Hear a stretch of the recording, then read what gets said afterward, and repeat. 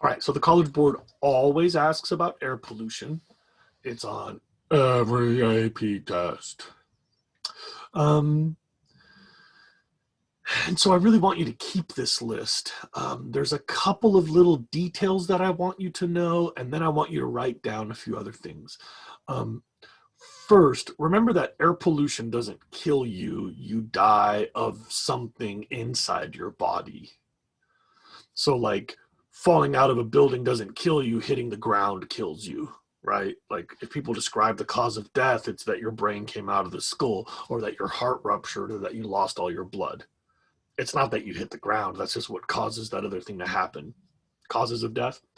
And so, air pollution does not, in and of itself, kills you. It, like, makes other things that kill you, or helps something in your body stop working. Um, you should know that it's especially serious in cities, and it's especially serious for poor people.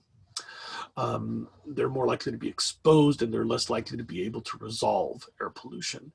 It's also interesting to point out that in some countries, some races are more likely to be poor than others, like in the United States. So in the US, asthma is much more severe for black kids than it is for white kids. And it's more severe for brown kids than it is for white kids, because in our country, black and brown people are more likely to be poor. And you can explain this however you want, systemic racism, but there's a correlation in many parts of the world with poverty and race. But it's important to remember that even in the United States, we also have very poor white people.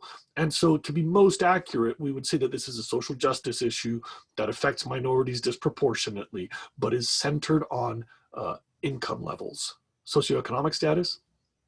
Air pollution is much worse for the poor. It's also important to remember a vocabulary term: synergistic effects. So air pollution is bad, but remember that when you breathe in air pollution, that's gases that are dissolving into a layer of water in your lungs.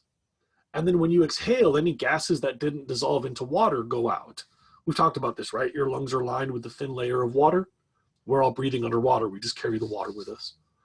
So when you inhale air pollution, if it's a gas, you're going, and that gas has a little second to dissolve into the water before you exhale it. That's pretty brief. But if you can get a pollutant attached to something which gets stuck to that water, now it's got more time. So air pollution plus particulates, that's really bad. There's a lot of air pollution that comes from burning fossil fuels, and there's a lot of particulates that come from burning fossil fuels. So coal smoke and car exhaust is probably the worst. There's a couple places on the planet that have both in large numbers, like Beijing and Shanghai. And you have more contact time if a particulate gets stuck in your lungs.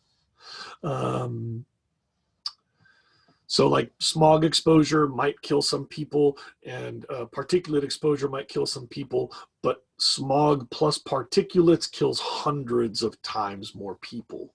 I didn't put this in the slide, but you should probably know that we're equipped with a filter, right? We have like mucous membranes and ciliated tissues that move the mucus uphill, and we have hairs inside our respiratory system. I have a lot.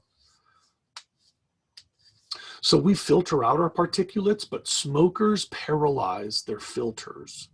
It's kind of neat. That's why smokers hawk up huge loogies when they wake up in the morning, because overnight their cilia start to wake up and they just like move all of the mucus up at once. And so it makes a big ball in the back of their throat. And if you've ever been next to a smoker who wakes up in the morning, you know what I'm talking about.